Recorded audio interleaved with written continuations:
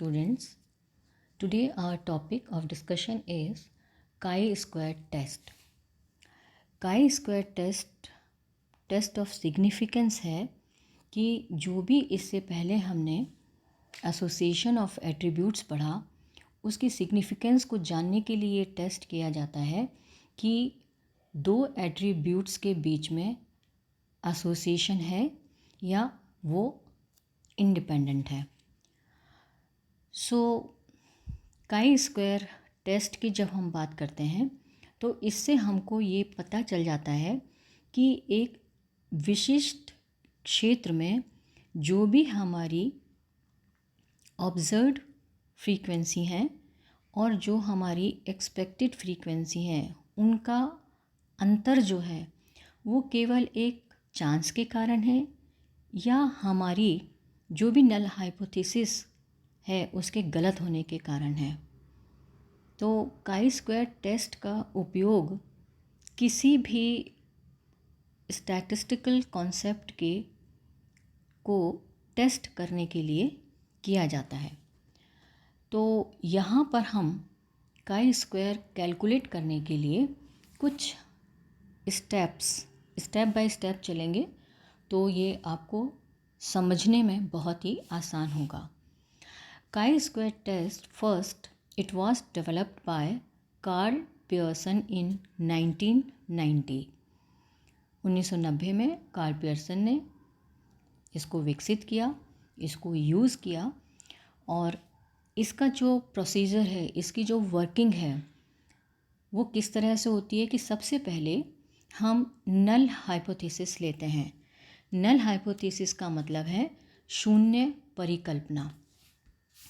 शून्य परिकल्पना लेते हैं और शून्य परिकल्पना का मतलब है कि ये हम हाइपोथेसिस करते हैं, हम ये मान लेते हैं कि जो दोनों एट्रीब्यूट्स हैं उनमें कोई एसोसिएशन नहीं है, वो पूरी तरह से इंडिपेंडेंट है और जो भी ऑब्जर्व्ड फ्रीक्वेंसी है और एक्सपेक्टेड फ्रीक्वेंसी है उनका डिफरेंस वो ज़ीरो होता है। तो इस प्रकार की मान्यता को, अजम्पशन को हम H0 से डिनोट करते हैं। इट मीन्स कि सबसे पहले हम H0 हम अज्यूम कर लेते हैं। उसके बाद एक और हम अजम्पशन लेते हैं ऑल्टरनेटिव हाइपोथेसिस। एक तो हमने नल हाइपोथेसिस लिया, शून्य परिकल्पना, जिसमें कि हम ये मान लेते हैं कि दोनों एट्रीब्यूट्स के बीच में कोई एसोसिएशन नहीं है। दूसरा हम एक ऑल्टरनेटिव हाइपोथेसिस लेते हैं कि इनके बीच में H1 यानी एसोसिएशन है। H0 का मतलब है नो एसोसिएशन और H1 का मतलब है कि they are associated with each other. उसके बाद हम ऑब्जर्व्ड फ्रीक्वेंसी को नोट करते हैं। ऑब्जर्व्ड फ्रीक्वेंसी का मतलब है कि जो फ्रीक्वेंसी हमको हमारे न्यूमेरिकल में दी हुई होती हैं। ऑब्जर्व्ड फ्रीक्वेंसी के आधार पर हम प्रत्याशित आवृत्ति या एक्सपेक्टेड फ्रीक्वेंसी की कैलकुलेशन करते हैं। ऑब्जर्व्ड फ्रीक्वेंसी को हम F0 से बताते हैं और एक्सपेक्टेड फ्रीक्वेंसी को हम FE से बताते हैं। आपकी किताबों में F0 FE भी दिया हुआ है और ऑब्जर्व्ड के लिए O और एक्सपेक्टेड के लिए E। तो ये हम O और E से भी डिनोट करते हैं और क्योंकि ये फ्रीक्वेंसी है तो हम इनको FO और FE से भी डिनोट करते हैं। यदि O और E है तो भी ठीक है और FO और FE है तो भी ये ठीक है। उसके बाद हम ये फॉर्मूला अप्लाई करते हैं। एक और इम्पॉर्टेंट चीज़ ये कि काई स्क्वायर को हम, ये ग्रीक लेटर है काई स्क्वायर, ये इस तरह से डिनोट करते हैं और फॉर्मूला जो हमने लिया है काई स्क्वायर को कैलकुलेट करने के लिए, दैट इज़ सिग्मा ऑब्जर्व्ड, जो ऑब्जर्व फ्रीक्वेंसी है यानी FO observed frequency minus expected frequency, that is FE, divided by FE. So in brief this is chi square जो होगा आपका यहाँ पे chi square जो होगा that is sigma F0 minus FO है, सॉरी इसे ये ज़ीरो नहीं है, ये FO है observed frequency, and FE expected frequency divided by expected frequency. Next जब हम चलते हैं तो हमको डिग्री ऑफ फ्रीडम हमें निकालनी होती है। डिग्री ऑफ फ्रीडम निकालने के लिए हम इसमें जो भी हमारे कॉलम हैं, यदि 2/2 की टेबल है और जनरली हमको 2 × 2 की ही, क्योंकि दो ही एट्रीब्यूट की हम बात करते हैं तो 2/2 की टेबल ही हमको दी हुई होती है। जो भी कंटिंजेंसी टेबल है वो हमको 2 × 2 की दी हुई है। तो हमारी जो भी रो है वो भी 2 है और कॉलम है वो भी 2 ही हैं। तो हम रो में से -1 कर लेंगे, यानी 2 - 1, इसको हम 2 - 1, और जो कॉलम है वो भी हमारे 2 ही हैं तो 2 - 1, इट मीन्स कि ये 1 डिग्री ऑफ फ्रीडम जो होगा 2 - 1 = 1, और जो कॉलम है उसमें से हम 1 माइनस करेंगे तो 1 × 1, इसका मतलब 1 × 1 = 1। तो डिग्री ऑफ फ्रीडम जो है वो हमारी 1 है। जब हम डिग्री ऑफ फ्रीडम कैलकुलेट कर लेते हैं, और आप ये चीज़ आप देख लीजिए, आपकी बुक्स वगैरह में दिया हुआ है और मैंने यहाँ पे ये लिखा भी है कि 2/2 कंटिंजेंसी टेबल में the degree of freedom is 2 - 1, 2 - 1 = 1। Similarly यदि 3/3 की कंटिंजेंसी टेबल है, यानी 3 एट्रीब्यूट हैं, तो 3 में से 1 माइनस किया तो 2, और × 2, तो ये डिग्री ऑफ फ्रीडम जो है वो 4 हो जाएगी। तो इस तरह से हम डिग्री ऑफ फ्रीडम की कैलकुलेशन करते हैं, और उसके बाद हम काई स्क्वायर टेबल में हम उनकी वैल्यू देख करके ये अपने ये बताते हैं, या हम जो भी हमने हाइपोथेसिस ली है उसकी हम जांच करते हैं कि टेबल वैल्यू से हमारी कैलकुलेटेड वैल्यू कितनी ज़्यादा है या कितनी कम है। टेबल वैल्यू देखने के लिए काई स्क्वायर की आप अपनी बुक्स में सबसे पीछे जाइए, सबसे पीछे बिल्कुल लास्ट में, वहाँ पर अलग अलग टेबल्स दी हुई हैं, और वहीं पर उन्हीं टेबल्स में सबसे पीछे आपको काई स्क्वायर टेबल भी दी हुई है। काई स्क्वायर और डिग्री ऑफ फ्रीडम मालूम करने के बाद हम इस टेबल में से लेवल ऑफ सिग्निफिकेंस के आधार पर हम इनकी वैल्यू लेते हैं।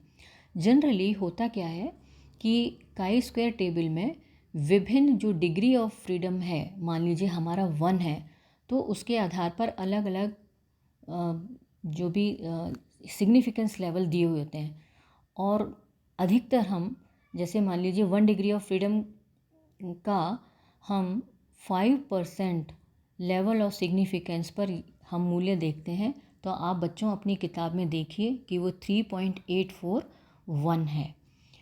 तो इसका मतलब ये हुआ कि हम जो भी हमारी कैलकुलेटेड वैल्यू है, यदि इस टेबल वैल्यू से कम है तो हमारी नल हाइपोथेसिस ठीक है। इट मीन्स कि दोनों एट्रीब्यूट्स इंडिपेंडेंट हैं, उनके बीच में किसी भी तरह का कोई एसोसिएशन नहीं है। लेकिन यदि ये वैल्यू ज़्यादा होती है, 3.841 से ज़्यादा है, तो वो आपस में एसोसिएटेड हैं, उनमें आपस में सहचर्य पाया जाता है। इस सवाल से हम इस चीज़ को और भी अच्छे से समझ सकते हैं। ये न्यूमेरिकल एग्जाम्पल मैंने आपको यहाँ पर आपके लिए लिखा है।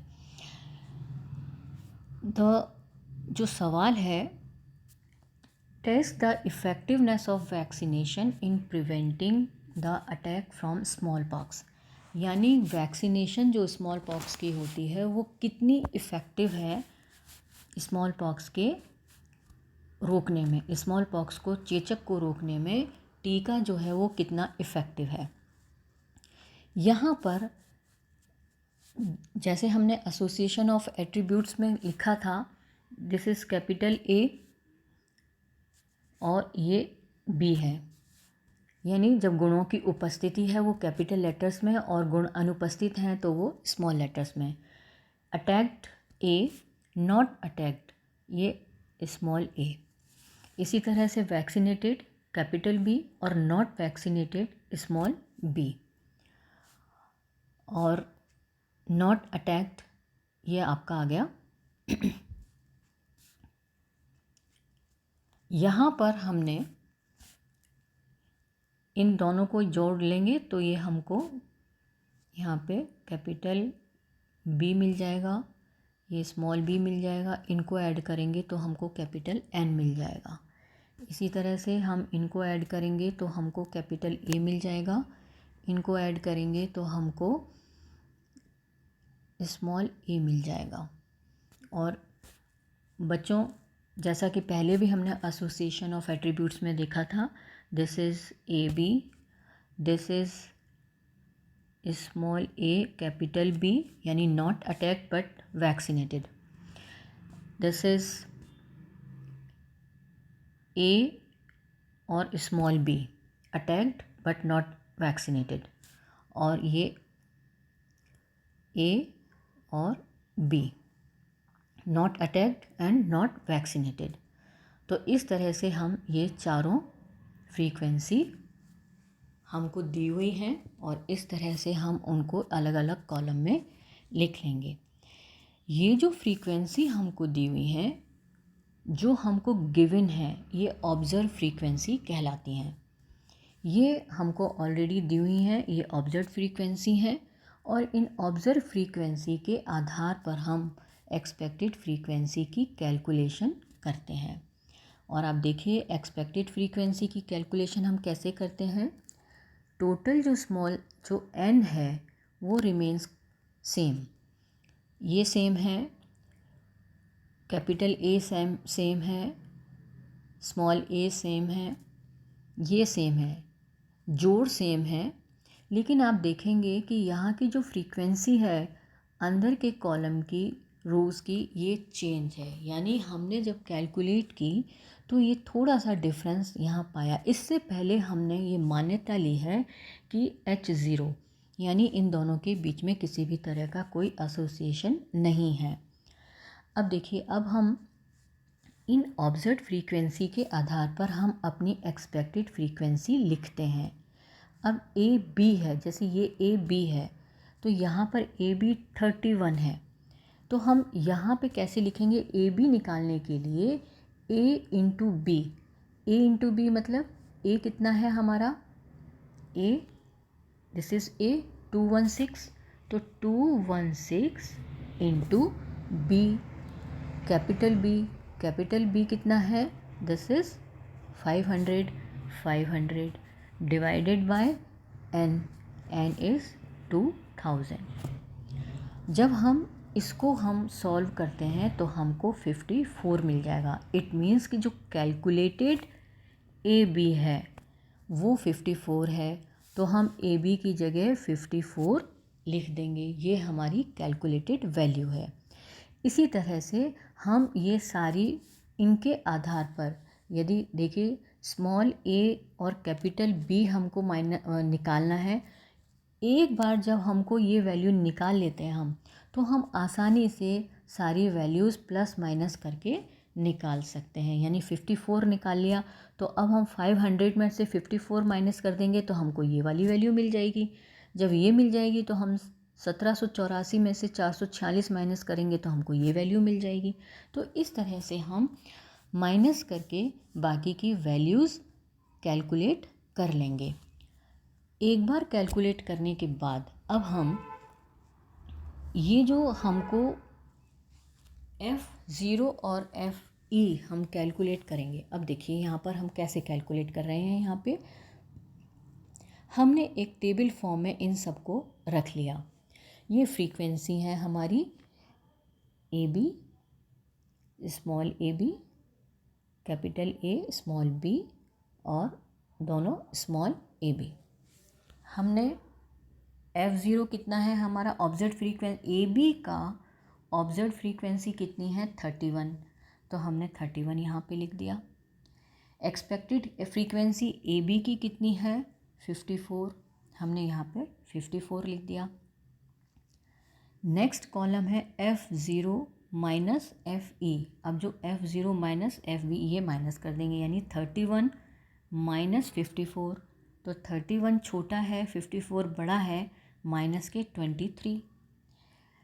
नेक्स्ट है F0 माइनस एफ ई का स्क्वायर, तो 23 को स्क्वायर कर लेंगे, 23 इंटू 23 वी विल गेट 529। उसके बाद 5F0 minus F E square, यानी जो 529 जो हमको स्क्वायर करने से मिले हैं उसको हम एफ ई से डिवाइड कर देंगे। एफ ई कितना है 54, 529 divided by 54 we will get 9.796, यानी ये फॉर्मूला हम यूज़ कर रहे हैं यहाँ पर। इसी तरह से हम सारी वैल्यूज़ निकाल लेंगे और एक बार जब हमने ये सारी वैल्यू कैलकुलेट कर ली, हम इन सबको ऐड कर लेंगे। हम इन सबको जब ऐड कर लेते हैं तो हमको मिलता है chi square is equal to summation, summation कौन सा, यही F O minus F E square divided by F E. इनको जब हमने ऐड किया तो हमको मिलता है 14.642। यहाँ पर मैं एक चीज़ आपको और बताऊँगी कि जब हमने ये सवाल पढ़ा तो इसमें एक चीज़ और लिखिए, for 1 degree of freedom at 5% level of significance is 3.841। ये टेबल वैल्यू है। अधिकतर तो यदि आपके क्वेश्चन पेपर में ये आता भी है तो ये वैल्यू लिखी हुई होती है, और बुक्स वगैरह में यदि आप सवाल कर रहे हैं प्रैक्टिस के लिए तो आप पीछे टेबल खोल करके वैल्यू देख सकते हैं। तो हम आगे बढ़ते हैं।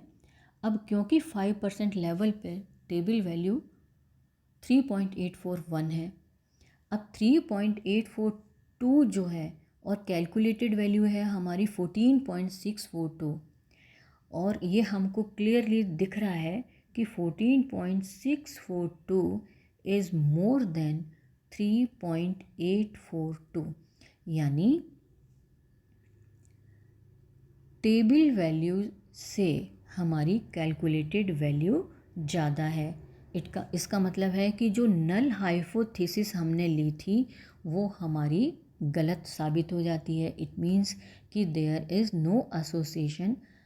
जो हमने एक नो एसोसिएशन वाली अजम्पशन ली थी वो हमारी गलत हो जाती है, और H1 वाली जो है कि ये दोनों एसोसिएटेड हैं वो हमारी सही हो जाती है। इसका मतलब है कि vaccination is affected in preventing the attack from smallpox. So that is all about chi-square test. Thank you very much.